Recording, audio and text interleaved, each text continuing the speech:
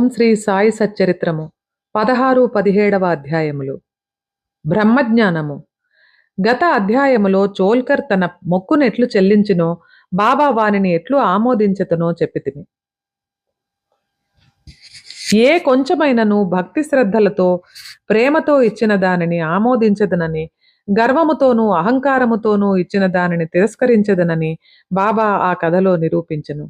బాబా పూర్ణ సచ్చిదానంద స్వరూపుడగుటచే కేవలం బాహ్యతంతును లక్ష్యపెట్టెడివారు కాదు. ఎవరైనా భక్తి ప్రేమలతో ఏదైనా సమర్పించినచో మిక్కిలి సంతోషముతో ఆత్రముతో దానిని పుచ్చుకొనిడివారు. నిజముగా సద్గురు సాయి కంటే ఉదార స్వభావులు దయాద్ర హృదయులు లేరు. కోరికలు నెరవేర్చు చింతామణి కల్పతరువు వారికి సమానము కావు. మనము కోరినదెల్లా నిచ్చు కామధేనువు కూడా బాబాతో సమానము కాదు. ఏలన అవి మనము కోరినవి మాత్రమే ఇచ్చును. కాని సద్గురుడు అచింత్యము అనుపలభ్యమైన ఆత్మ సాక్షాత్కారమును ప్రసాదించును. ఒకనాడు ఒక ధనికుడు సాయిబాబా వద్దకు వచ్చి బ్రహ్మజ్ఞానమును ప్రసాదించమని బతిమాలెను. ఆ కథ ఇచట చెప్పుకొందుము. సకలైశ్వర్యములు అనుభవించుచున్న ధనికుడొకడుండెను. అతడు ఇండ్లను, ధనమును, పొలములను, తోటలను సంపాదించెను. వానికి అనేక మంది సేవకులుండిరి. బాబా కీర్తి విని వాని చెవుల పడగానే షిరిడీకి పోయి బాబా పాదములపై పడి బ్రహ్మజ్ఞానమును ప్రసాదించమని బాబాను వేడుకొనదనని తన స్నేహితునితో చెప్పెను. తనకు వేరేమియూ వలదనియు బ్రహ్మజ్ఞానము పొందినచో తనకు మిక్కిలి సంతసము కలుగుననియూ చెప్పెను. ఆ స్నేహితుడిట్లనెను, బ్రహ్మజ్ఞానమును సంపాదించుట అంత సులభమైన పని కాదు. ముఖ్యముగా నీ వంటి పేరాస గలవానికి అది మిక్కిలి దుర్లభము. ధనము, భార్యాబిడ్డలతో తేలి మునుగుచున్న నీ వంటి వానికి బ్రహ్మజ్ఞానమును ఎవరిచ్చెదరు? నీవొక పైసా అయినా దానము చేయని వాడవే. నీవు బ్రహ్మజ్ఞానమునకై వెదికినప్పుడు నీ కోరిక తీర్చువారెవరు? తన స్నేహితుని సలహా లక్ష్యపెట్టక రాను పోను టాంగాను బాడుగకు కట్టించుకొని అతడు షిరిడీకి వచ్చెను. మసీదుకు పోయి బాబాను జూచి వారి పాదములకు సాష్టాంగ నమస్కారము చేసి ఇట్లనెను, బాబా, ఇక్కడకు వచ్చిన వారికి ఆలస్యము చేయక బ్రహ్మమును చూపెదరని విని నేనింత దూరము వచ్చి తిని. ప్రయాణముచే నేను మిక్కిలి బడలి తిని. మీరు బ్రహ్మజ్ఞానమును ప్రసాదించినచో నేను పడిన శ్రమకు ఫలితము లభించును. బాబా ఇట్లు బదులు చెప్పెను, నా ప్రియమైన స్నేహితుడా, ఆతురపడవద్దు. త్వరలో నీకిప్పుడే బ్రహ్మజ్ఞానమును చూపెదను. నాది నగదు బేరమే కాని అరువు బేరము కాదు. అనేక మంది నా వద్దకు వచ్చి ధనము, ఆరోగ్యము, పలుకుబడి, గౌరవము, ఉద్యోగము, రోగ నివారణము మొదలగు ప్రాపంచిక విషయములనే అడుగుదురు. నా వద్దకు వచ్చి బ్రహ్మజ్ఞానమునివ్వమని అడుగువారు చాలా తక్కువ. ప్రపంచ విషయములు కావలనని అడుగువారికి లోటు లేనే లేదు. పారమార్థిక విషయమై యోచించువారు మిక్కిలి అరుదు. కావున నీ వంటి వారు వచ్చి బ్రహ్మజ్ఞానము కావలనని అడుగు సమయము శుభమైనది, శ్రేయోదాయకమైనది. కనుక సంతసముతో నీకు బ్రహ్మమును దానికి సంబంధించిన వాటిని అన్నిటినీ చూపెదను. ఇట్లని బాబా వానికి బ్రహ్మమును చూపుట మొదలెడెను. వానిని అక్కడ కూర్చుండమని ఏదో సంభాషణలోకి దించెను. అప్పటికి అతడు తన ప్రశ్న తానే మరుచునట్లు చేసెను. ఒక బాలుని పిలిచి నందు మార్వాడి వద్ద 5 రూపాయలు చేబదులు తెమ్మనెను. కుర్రవాడు పోయి వెంటనే తిరిగి వచ్చి నందు ఇంటి వద్ద లేడనియు వాని ఇంటి వాకిలికి తాళము వేసి ఉన్నదనియూ చెప్పెను. కిరాణా దుకాణదారు బాలా వద్దకు పోయి అప్పు తెమ్మని బాబా అనెను. ఈసారి కూడా కుర్రవాడు వట్టి చేతులతో తిరిగి వచ్చెను. ఇంకనూ 2-3 వద్దకు పోగా ఫలితము లేకపోయెను. సాయిబాబా సాక్షాత్ పరబ్రహ్మ అవతారమే అని మనకు తెలియను. అయినచో 5 రూపాయలు అప్పు చేయవలసిన అవసరమేమి? వారికి అంత చిన్న మొత్తముతో ఏమి పని అని ఎవరైనా అడగవచ్చును. వారికి ఆ డబ్బు అవసరమే లేదు. నందు మరియు బాల ఇంటి వద్ద లేరని కూడా వారికి తెలిసియే ఉండును. ఇది అంతయు బ్రహ్మజ్ఞానము కోరి వచ్చిన వాని కొరకై జరిపించి ఉందురు. ఆ పెద్ద మనిషి వద్ద నోట్ల కట్ట ఉండెను. అతనికి నిజముగా బాబా వద్ద నుంచి బ్రహ్మజ్ఞానము కావలసి ఉన్నచో బాబా అంత ప్రయాస పడుచున్నప్పుడు అతను ఊరకనే కూర్చుండడు. బాబా ఆ పైకమును తిరిగి ఇచ్చివేయునని కూడా వానికి తెలియను. అంత చిన్న మొత్తమైనప్పటికీ వాడు తెగించి ఇవ్వలేకపోయెను. అట్టి వానికి బాబా వద్ద నుంచి బ్రహ్మజ్ఞానము కావలెనట. నిజముగా బాబాయందు భక్తి ప్రేమలు కలవాడైతే వెంటనే 5 రూపాయలు తీసి ఇచ్చి ఉండును. కాని ప్రేక్షకుని వలె ఊరికే చూస్తూ కూర్చుని ఉండడు. ఈ పెద్ద మనిషి వైఖరి శుద్ధ విరుద్ధముగా నుండెను. వాడు డబ్బు ఇవ్వలేదు సరికదా, బాబాను త్వరగా బ్రహ్మజ్ఞానమివ్వమని తొందర పెట్టుచుండెను. అప్పుడు బాబా ఇట్లనెను, ఓ మిత్రుడా, నేను నడుపుచున్న దానిని అంతటినీ గ్రహించలేకుంటివా ఏమి? ఇచ్చట కూర్చుండి నీవు బ్రహ్మమును జూచుటకై ఇదంతయు జరుపుచున్నాను. సూక్ష్మముగా విషయమిది. బ్రహ్మమును చూచుటకు 5 వస్తువులు సమర్పించవలెను.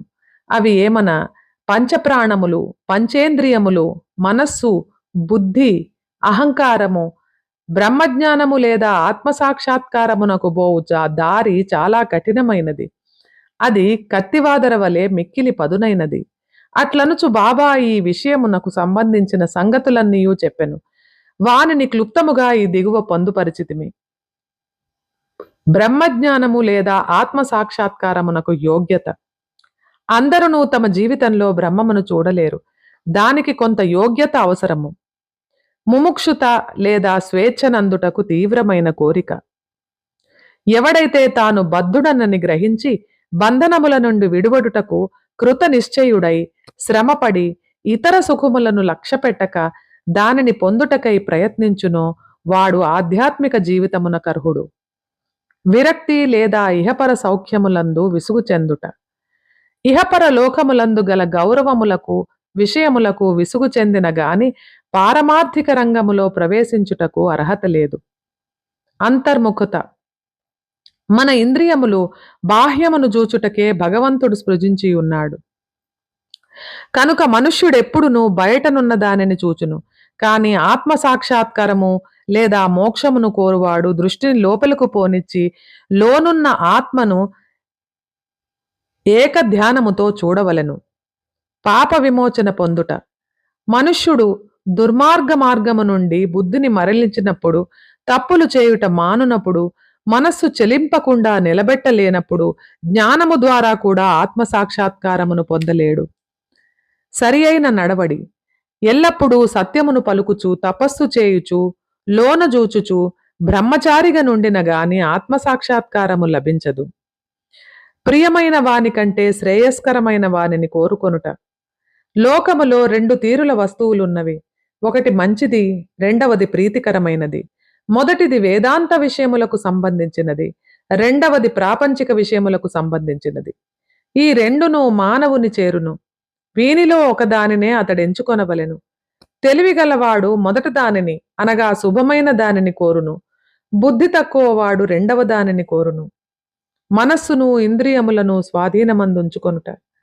శరీరము రథము, ఆత్మ దాని యజమాని, బుద్ధి ఆ రథమును నడుపు సారథి, మనసు కళ్ళెము, ఇంద్రియములు గుర్రములు, ఇంద్రియ విషయములు వాని మార్గములు.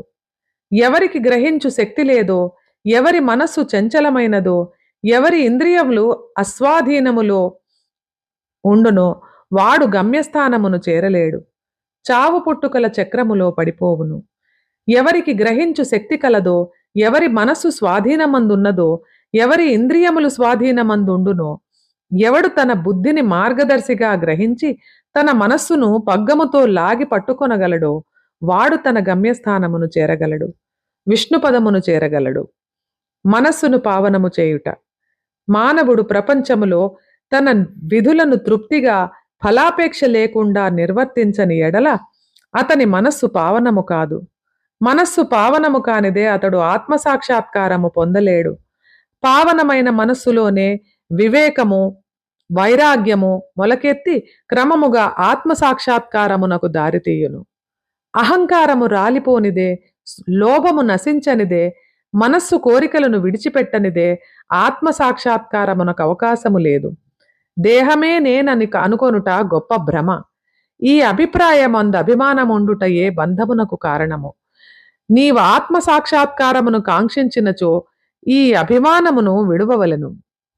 గురువు యొక్క ఆవశ్యకత. ఆత్మజ్ఞానము మిక్కిలి సూక్ష్మము, గూఢమైనది. ఎవ్వరైనను తన స్వశక్తిచే దానిని పొందుటకు ఆశించలేరు. కనుక ఆత్మసాక్షాత్కారము పొందిన ఇంకొకరి సహాయము మిక్కిలి అవసరము. గొప్ప కృషి చేసి శ్రమించి ఇతరులు ఇవ్వలేని దానిని అతి సులభముగా గురువు నుండి పొందవచ్చును.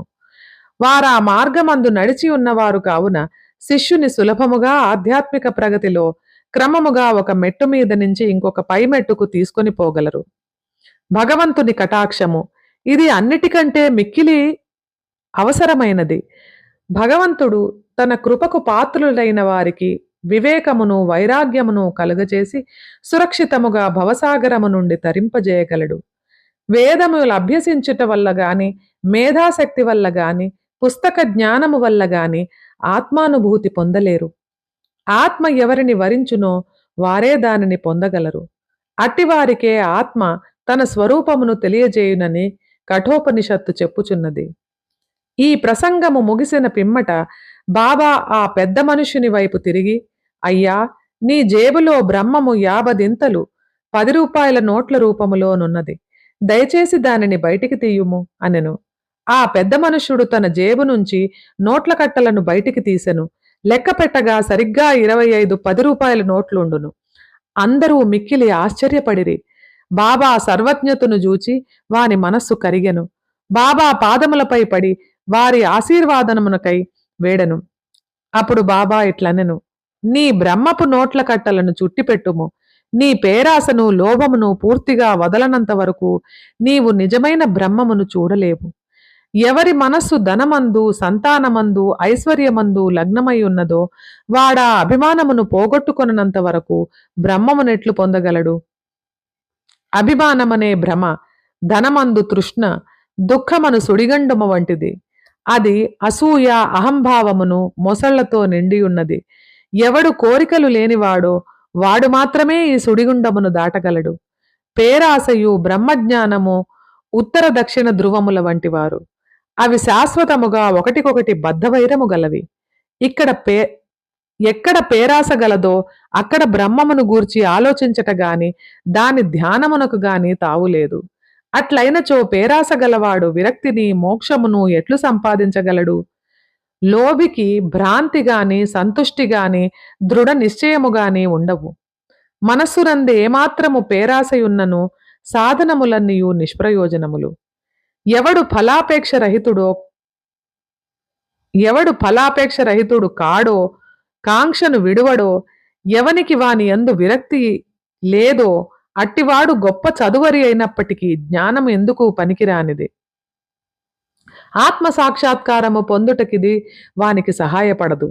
ఎవరు అహంకార పూరితులో, ఎవరి ఇంద్రియ విషయముల గూర్చి ఎల్లప్పుడూ చింతించెదరో వారికి గురుబోధలు నిష్ప్రయోజనములు. మనస్సును పవిత్రమునర్చుట తప్పనిసరిగా అవసరము. అది లేనిచో మన ఆధ్యాత్మిక ప్రయత్నములన్నీయు ఆడంబరము డాంబికము కొరకు చేసినట్లగును. కావున దేనిని జీర్ణించుకోగలడో, దేనిని శరీరమునకు పట్టించుకోగలడో దానినే వాడు తీసుకొనవలెను. నా ఖజానా నిండుగా ఉన్నది, ఎవరికి ఏది కావలసిన దానిని వారికి ఇవ్వగలను. కాని వానిని పుచ్చుకొను యోగ్యత గలదా లేదా అని నేను మొదట పరీక్షించవలెను. నేను చెప్పిన దానిని జాగ్రత్తగా విన్నచో నీవు తప్పక మేలు పొందెదవు. ఈ మసీదులో కూర్చుని నేనెప్పుడూ అసత్యము పలుకను. ఒక అతిథిని ఇంటికి పిలిచినప్పుడు ఇంటిలోని వారు, అక్కడున్నవారు, స్నేహితులు, బంధువులు కూడా అతిథితో పాటు విందులో పాల్గొందురు. కావున అప్పుడు మసీదులో ఉన్నవారందరూ బాబా ఈ పెద్ద మనుషునకు చేసిన ఈ ఆధ్యాత్మిక విందులో పాల్గొనిరి. బాబా ఆశీర్వాదములను పొందిన పిమ్మట అచట ఉన్నవారందరూ ఆ పెద్ద మనిషితో సహా మిక్కిలి సంతోషముతో సంతుష్టి చెందిన వారై వెళ్ళిపోయిరి. బాబా వారి వైశిష్ట్యము. అనేక మంది సన్యాసులు ఇండ్లు విడిచి అడవులలోనూ గుహలలోనూ ఆశ్రమములలోనూ ఒంటరిగా ఉండి జన్మరాహిత్యమును గాని మోక్షమును గాని సంపాదించుటకు ప్రయత్నించెదరు. వారు ఇతరుల గూర్చి ఆలోచించక ఆత్మానుసంధానమందే మునిగి ఉందురు. సాయిబాబా అట్టివారు కారు. బాబాకు ఇల్లు కాని, భార్య కాని, సంతానము కాని, బంధువులు కాని లేరు. అయినప్పటికీ వారు సమాజములోనే ఉండేవారు. బాబా 4-5 ఇండ్ల నుండి భిక్ష చేసి ఎల్లప్పుడూ వేప చెట్టు కిందనే కూర్చునడివారు. లౌకిక విషయములందు మగ్నులైన జనులకు ఈ ప్రపంచములో ఎట్లు ప్రవర్తించవలనో బోధించడివారు. ఆత్మ సాక్షాత్కారము పొందిన పిమ్మట కూడా ప్రజలు క్షేమమునకై పాటుబడు సాధువులు యోగులు మిక్కిలి అరుదు. అట్టివారిలో శ్రీ సాయిబాబా ప్రథమ గణ్యులు.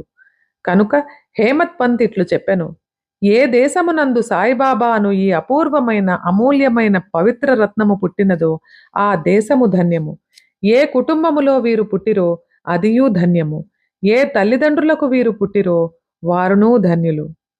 16-17 అధ్యాయములు సంపూర్ణం. సద్గురు శ్రీ సాయినాథార్పణమస్తు. శుభం భూయాత్. శ్రీ సచ్చిదానంద సద్గురు సాయినాథ్ మహారాజ్ కీ జై.